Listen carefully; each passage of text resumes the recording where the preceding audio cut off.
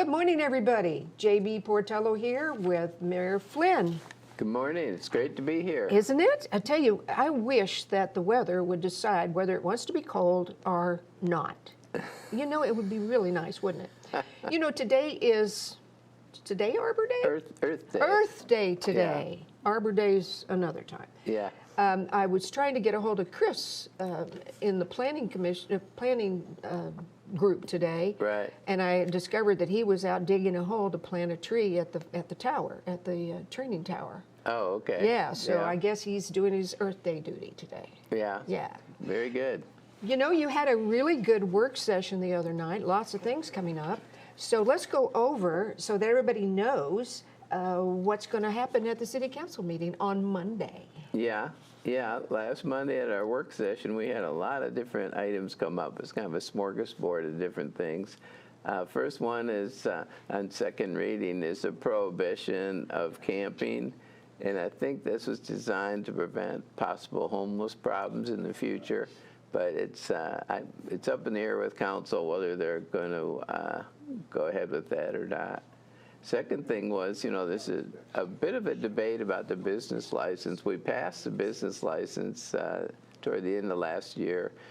And it's in effect, actually, they gave people till April to sign up. But Larry Wilms had made an amendment about, all the debate is about people who are not owning STRs, but in the business of managing STRs, short-term rentals, and how that should be handled. And I think council confused themselves a little somewhere along the line, but hopefully we'll get that straightened out. So that's coming up also. Okay. And then there's still talk about A&P Commission and maybe having their financials posted online, and you know, different people debating how much people are interested in that. And that's just a I don't know if that's a huge issue, but that's just what would you call a transparency thing. Yeah. Some people think might be good. Yeah, and like it was said the other night, you know, somebody asked, well, how many times has anybody asked for it? And I think it was, what, 2 or 3 out of 10 years or something. Yeah. Maybe not 10 years, but. Yeah. And it's for you anyway. Yeah. So all they have to do is pick up the phone and call and get that information like if they them. care. Sure. Yeah. So, Okay. And? So those are 3 things that were holdovers from last meeting. They're all on second reading. So then we had a bunch of new things. One was the police department wanted to spend $130,000 for a couple of Chevy Tahoes, and that was in the budget. So usually when those things are already in the budget and it was approved, usually they'll go through. And that's counting, you know, there's all kinds of upgrades police put on their vehicles, and that price is counting all that. So it's a lot of extras that go into these police vehicles. Let me ask you a question. If it's in the budget, why does it come back to City Council for them to bless? Well, that is a good question, you know, because you have things in the budget, and yet when they come up individually, they still need to be approved. So that's just the way the system works. If they're over a certain amount of money. I was just going to say, does it have anything to do with money? Yeah, the amount is $42,000 and something. Okay. And so anything under that doesn't actually have to come to council. Okay. So, okay. So that's why it comes, but because it's over that amount. Although if you put it in the budget in the first place, it's kind of logical to say, yeah, that's okay, right? So, I guess it's a reminder. yeah, yeah. It is good, I think, in a way. It helps people keep track of the big expenditures and what's happening. It keeps it top of mind, so to speak. Sure. So it's a good idea to causes the council and the mayor to think about those things, and you know, so. You know, I've been pleased the last few years. We've consistently come in under budget every year in our expenditures, so that's kind of encouraging that we're able to control things. You know, you always worry about being able to control the expenditures because, you know, I really think the essence of politics is, particularly local politics, but any politics, is that resources are finite, not infinite. And if you look at a lot of debates you have on the national level, even state level and local, it has to do with that fact. There's always, no matter how well you're doing, there's only so much money to go around, and Yes. you spend it on A, and somebody's going to say, hey, you should have spent that on B instead of A, right? So that's kind of the essence of a lot of political arguments, if you think about it. It truly is. And you know, you have some good department heads that also manage their part of the budget. So all of that flows up and gives you that coming in under budget. They're all Yeah. watching their pots of money. Yeah, but one of the things I've noticed, because I was on city council 8 years before I became mayor, is the police chief and fire chief, all the department heads really, but those two come up a lot. They're really prepared and they do a good job of explaining things to the council. And if you do that, your odds of things being approved are much higher. Yeah. If people start asking questions and you can't answer them, then the people start to think, hey, wait a minute, what's going on here? Right. But the fact they're always prepared and have all the detail, I think makes a big difference. Well, and your street department does a darn good job too of explaining things. Yeah, that's right. So. All right. Let's see, next thing was, amending the zoning. There was a parcel of land that's going from residential estate to agricultural. And that was before the Planning Commission and passed quite easily there. And it's in an area where it's really kind of logical that Yeah. it be changed. Off of McNally, I think, and down, Yeah. and there were those are big lots. I think it was residential something at one point, and everything else is agricultural there. Yeah, And it's not POA, it's, city. Yeah. So no reason that all they wanted was just a handful of chickens. yeah. That's all they Yeah. wanted. Yeah, a lot of people don't, they don't think about the details of this, and there's no reason to really. But if you're not in the POA, then also all the ACC stuff, architectural control, doesn't apply. So there are some areas in the city that are not in the POA, and it makes a difference for a number of different reasons. It does. So, And sometimes yeah. it's just a little sliver of land somehow or another, Yeah. And then there's some that are in the POA that are not in the city or not. Yeah. Yeah. Yeah, that's right. So it could be either way. So, yeah. In the realm of JB-ness, someday, Yeah. I would absolutely love to see a map of Bella Vista with overlays. Yeah. Here's the this is POA. Yeah. This is city. Yeah. This is county, because we have some little pieces that are county. Yeah. So That's right. that would be so nice if we all could understand Yeah, where we live so- and how it works. But it's about 95%. We like to say it's about 95% the same, Yes, but there are yes. little pockets here and there that are not. Yes, yes. Then we had several different items that came up in the planning and development area that were all pretty interesting. And first one was key place development on Razorback Greenway, and we needed council to approve that. That is really way more interesting than it sounds. See, there's only 6 or 7 cities that are on the Razorback Greenway, and we have something called the Greenway Alliance. It's kind of a group. It's really prestigious to be in that group. It's the big 4, Springdale and Fayetteville and Bentonville and Rogers. Then it's Johnson and Lowell and us, and that's the only people in it. Anyway, they had gone out and had an outside consulting group called Field Operations, and they've actually studied the whole Greenway. And like so many things, this was something that Walton Foundation put some money into. And what they're doing is studying the Greenway and a half mile on each side of it, with a view to developing it in a positive way. Well, Taylor pointed out something at the meeting, Taylor Robertson, our planning director, I hadn't really thought about. A lot of these other cities have all kinds of things built up around there, but the Greenway is new to us, and we don't particularly have things built up. So we're more like a blank slate and open, it's an advantage, really. It's kind of an open item, and it's exciting because these people are providing us free expertise about the Greenway, and they have concepts of what might go around it and whatnot, and I think it's going to be really exciting for Bella Vista in the future to see some of the things that go on. If you picture where the Greenway is, you know, comes down there, well, it crosses the bridge now, the bridge on Mercy Way, and then it's going to go behind the shopping center, come over and along the cross, creek, yeah, and then cross over into Bluebird underneath Treetop. yeah. Yeah. And eventually they're thinking going all the way to the Missouri border, but that's what's happening now, that part of it. So it's pretty neat to have outside experts, you know, looking at that and giving you, it's not like you have to do whatever they say, but they're giving you all kinds of ideas and concepts about how things would work together. So Let me a point of clarification here. You said a half a mile on each side? yeah. Okay, how does that work? Because people own that land. How does Oh, sure. Yeah, but it's, you know, it's not, like I say, it's not dictating, oh, you're going to do exactly this here. Oh, and a it's- lot of times people that own it are quite interested in it. For instance, some of that is owned by Blue Crane. Yes. And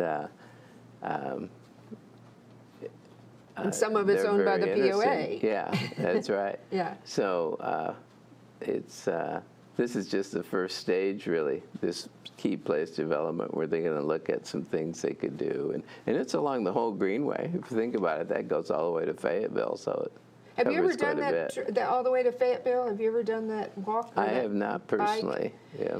I've thought about it before. You know, Yeah. a lot of people go from Bentonville to Fayetteville all the time on a bike and back. So I just wondered, Yeah. you know, you're into everything, so I figured maybe you've done it. Okay, so now there's, okay, and that's just getting started, and like you say, that is a definite advantage because it helps everybody, the landowners, the idea of what could happen, and Yeah. we're so different. You Yeah. know, you can't just build something over there in that ravine. Yeah, yeah, so true. Yeah. So that's the key place development. Next thing the planning folks brought up, they're applying for a federal TAP grant for $3.5 million, and that's to extend the Blowing Springs Greenway. You know, that's something that was on the table for a while, didn't occur. And, you know, right now, that extra Blowing Springs Greenway, which I view as kind of an offshoot to the Razorback Greenway, it stops up at Metfield. And this is that same plan where it would go down Commonwealth, hang a right in Trafalgar, and then go down Trafalgar for a way. So they've applied for a grant for that, and it's $3.5 million. And, you know, these are typical RDOT grants that are 80-20. It pays 80% and we pay 20. So 20% of $3.5 million is $700,000. And the Walton Foundation has indicated an interest in covering our 20%. That's fabulous. So, yeah, we've been very fortunate because there's so many of these 80-20 grants, and they're pretty consistently covering the 20%. So it's just, the whole area is really fortunate, all the help we're getting from Walton Foundation and Blue Crane and different groups like that. It's having a huge, as people can see, it's having a huge influence on the area in general. Yes, yes. So the next one is $500,000 grant they're applying for, and that's to pave 3 trailhead parking lots, Huntley, Gravity, Tweety Bird, and Snowbird. And they were going to put water fountains there also. So a lot of people thought there are some water fountains on the trail, but people are very interested in those. For obvious reasons, it gets pretty hot here in It does. summer. And Tweety Bird really needs it, especially Tweety Bird. I'm not as familiar with the other two, but that's, Oh, as far as the as far as erosion, the paving yeah. and erosion Yeah. and yeah. So that would be great. You know, they apply for these different grants. You don't always get them, but a lot of times you come back the next year and you get it the second try. Yeah, So, yeah. so those were all things that council was very approving of. And, you know, when I read the scenario for the meeting beforehand, I just thought it shows you how hard that department's working. It's just a tremendous amount of things going on. That's right. So, Let's yeah. take a really quick break, and we'll be right back. Okay. Welcome back. let's go ahead and talk about the rest of the meeting, because like you said, that work session was, it was a big agenda. Yeah, it was packed with things. The next thing was there's a couple people, Elizabeth Duncan and Ben Sassine, who are being appointed to the tree board. Now, one of them, I believe Elizabeth is already on, and it's a renewal. A lot of times we'll have people on these advisory boards, which are totally voluntary, and they'll be on 2-3 years, and then they're willing to do it again. And normally we approve that, but both these people have terrific backgrounds in the area. You know, we get people, it always amazes me the expertise people have that apply for things. It just seems like there's a lot of talented people in Bella Vista that have done a lot of things. And so we'll get people on these advisory boards that have very specific expertise in the field. Yeah. And it's really an advantage for us.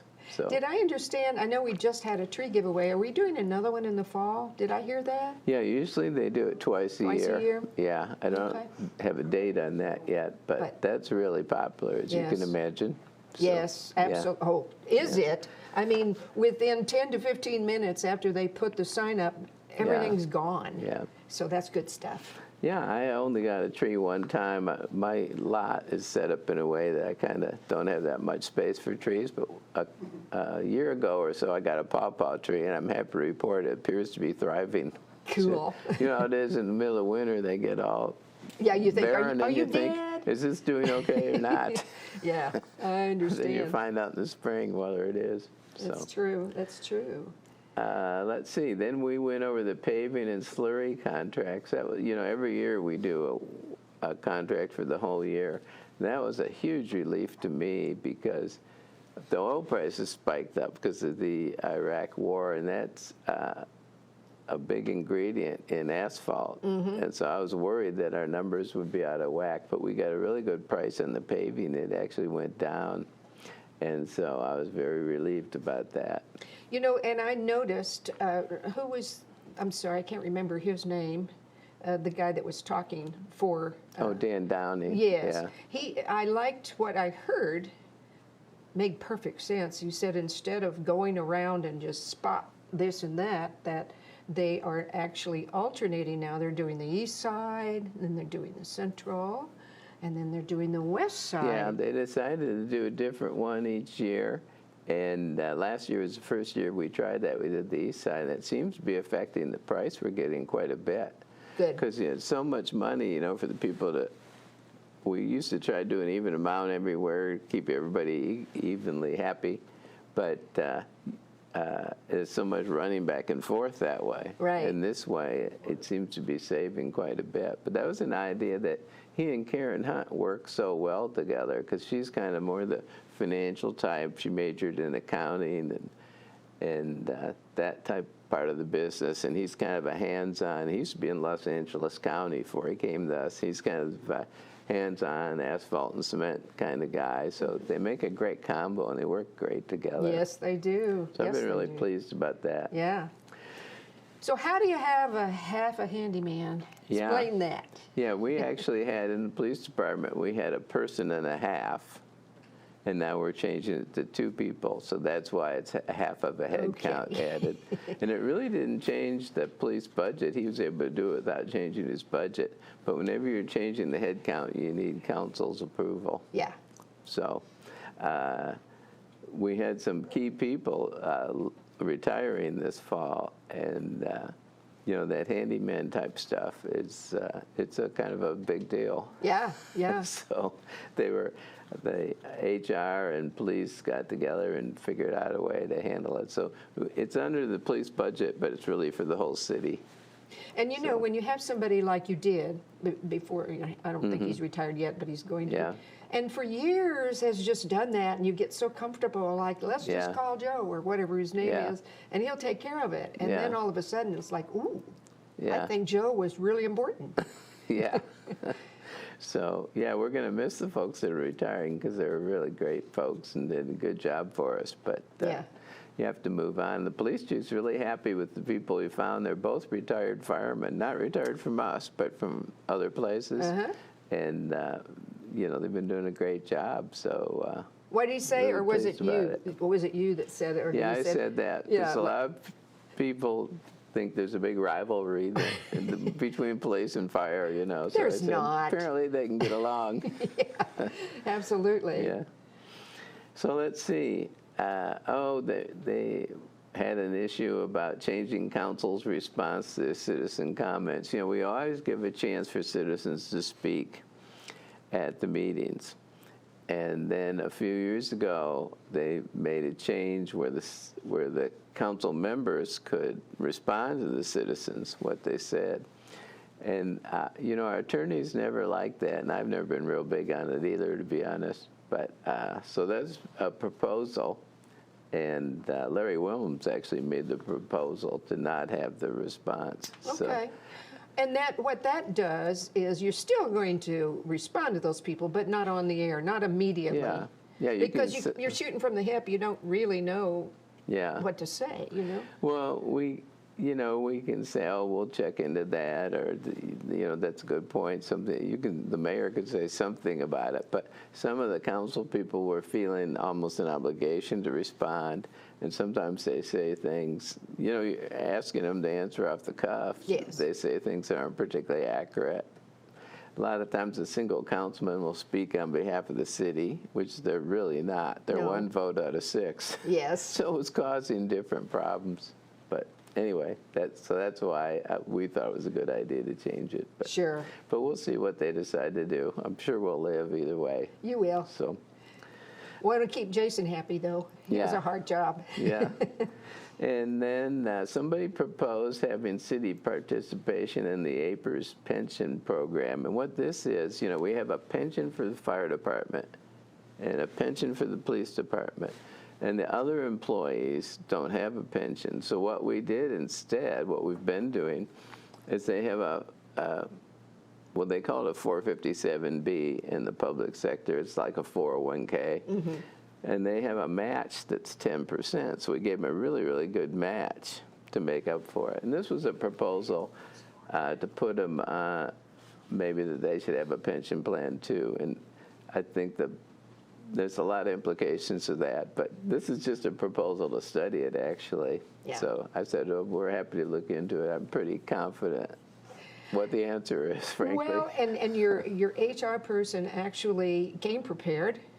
Yeah. And gave a lot of really good input for consideration by the council for them to vote on, because, you know, one of the things that was like, whoa, you mean if I do this, I give up all my seniority?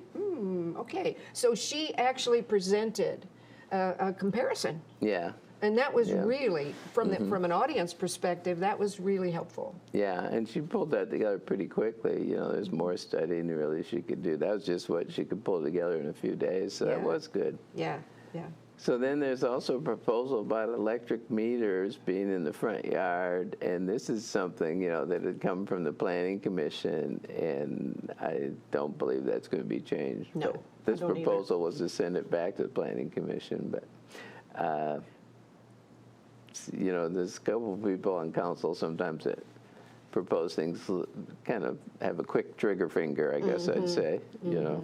So, and then the fire chief had something, $37,000 for a ladder truck repair, and see, that's not $42,000, so he doesn't really need their permission, but he wanted to amend his budget because this was taking up all his major repairs for the whole year. And it's only April. Yeah. Yeah, they actually had a ladder that, well, they have 2 ladder trucks, and this was the older one. And it had broke down over at the fire training, and the ladder was stuck in an upward position. The hydraulics weren't working, so it was something we had to fix, really.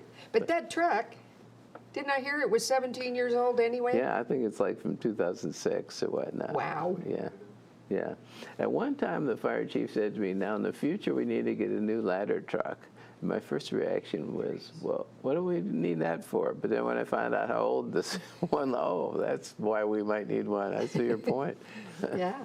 So. So we have a few minutes left. Let's talk about what's going on event-wise, because again, this time of year, oh my goodness. Yeah, it's amazing. Yes. Well, today actually is Earth Day, and they're having a get-together at Snowbird, which is a trail on the east side, from 5 to 6:30 p.m.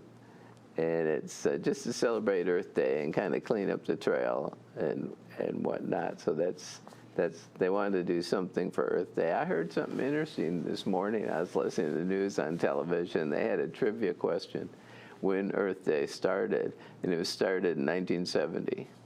What? I had no idea what the answer was. Really? Yeah. Okay. So anyway, I think it's kind of the point of it is to have people think about the environment and, hey, we got to take care of planet Earth, Big picture, it's an important thing if you think about it. Absolutely. So I just found that interesting when it started. So then there's the citywide garage sale. It's Friday and Saturday, April 24 and 25. And I think it's supposed to rain some of that time. I think on Friday it is. But that's always a big deal. People really like that. Yeah, it's surprising And their how maps. popular that is. Yeah. So it is very active. So Arbor Day actually is Friday, April 24. And at 10 a.m., the garden club's planting something. I'm not actually sure off the top of my head where that's at. Okay. And at noon, the city's planting a new tree at the fire training tower. Okay. Is where they've chosen to plant. Maybe there that's is why that. Chris was digging the hole, getting ready for that Yeah, today. I think he was. Okay. Yeah. So. Yeah, you don't want to sit there and watch somebody dig a hole. You want Yeah. it ready, set that tree in there. Yeah. Okay, so So all then right. on May 2 is the meet and greet, for the newcomers. That's Saturday, May 2. I believe that's at 9 a.m.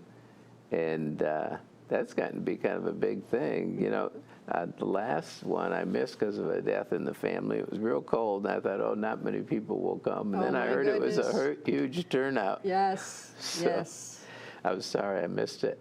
So let's see. Then May 9, they have a kids fishing every year at Metfield at the pond. It's put on by the Fly Tires, and it's a Saturday. And it's it's very popular. The kids just love it, and everybody gets a prize or something. Yeah, And, yeah. So the Fly Tires are very interested in having young people fish. In fact, they have things where the different schools will come out. They'll bus them out here, and they'll take them out on, I believe it's on the dam on Lake Windsor. Okay. And they show them how to fish and whatnot. So that's a real popular thing. That's usually about third, fourth grade, something in that range. It's not just Cooper. They have some of the other schools in Bentonville and whatnot come out. Sure. So it's a fun thing. So May 16, that's a rule of 3 bike races. A bunch of bike races in May. And this one's in the whole area. I believe it's centered in Bentonville. But one of the interesting things that happened, you think the Oz Bike Park will have some positive effect on us. But one of the things that happened already, the bike park's not even done, and they're having a race later in May. It used to be all the races started in Bentonville, and then they rode all over our trails. Then they finished up in Bentonville. So Bentonville got all the commercial Yes, yes. benefit. So now they're having a race that always was in Bentonville, and it's starting in Bella Vista and that field across from Allen's, and it's ending in Allen's. I think it's Ozark Stage Race, it's called. It's Okay. later in May. But that's because of Oz Bike Park is why that's happening. So Which leads you right into, when is that thing opening? In June, right? yeah, the official opening date is June 12. And I think they're going to have a soft opening sometime in May. But June 12th is going to be the big celebration opening. And, the other day they've been kind of gradually they're pretty good at marketing. Blue Crane's been gradually having people kind of come out and get a little taste of it. And so they had a day about a week ago where they had a bunch of bikers come out, and they worked on the trail for 3 hours, and then they got to ride for free. So they invited me to come over and we did ride on the lift, and the enthusiasm level by those bikers was quite high, I'll tell you. I can only We're imagine. very enthused. Well, I think we are out of time, but all of this is so exciting. Yeah.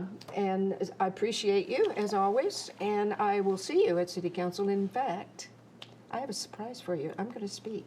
Oh, great. I'm not telling you what about I guess though. it's great. You don't know, do you? I have a It'll be guess. great. I have a guess what it's about. Yeah, I bet you do. Yeah. Thank you, Mayor Flynn. I appreciate you very much, and we'll see you next month. Great, thanks. Okay.